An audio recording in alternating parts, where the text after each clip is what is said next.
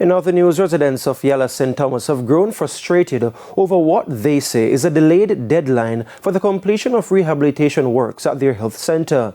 They lament the challenges with using a neighboring facility. Sandy Williams reports.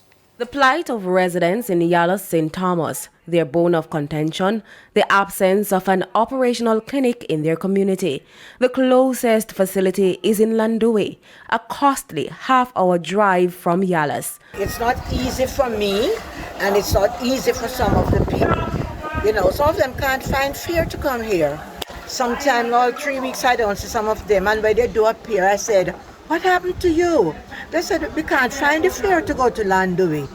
A snapshot of Sheena's real-life experience. Sometimes I never have the fear. I will still have to reach. Monday gone, I not come clinic, I never have no money.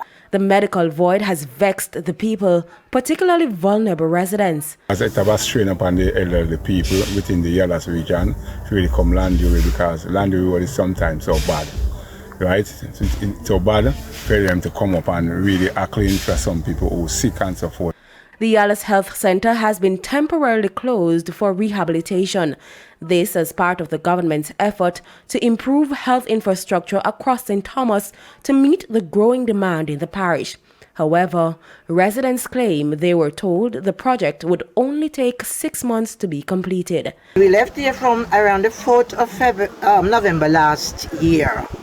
And November coming, another year, and we are still suffering. So they need to do better for 2 months. They need to finish the health center in Yallahs so I can come. Could I walk go home, walk go clinic and walk go back home, come live at Yallahs.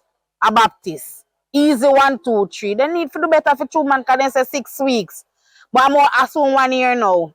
I will still can do better. Sandy Williams, TVJ News.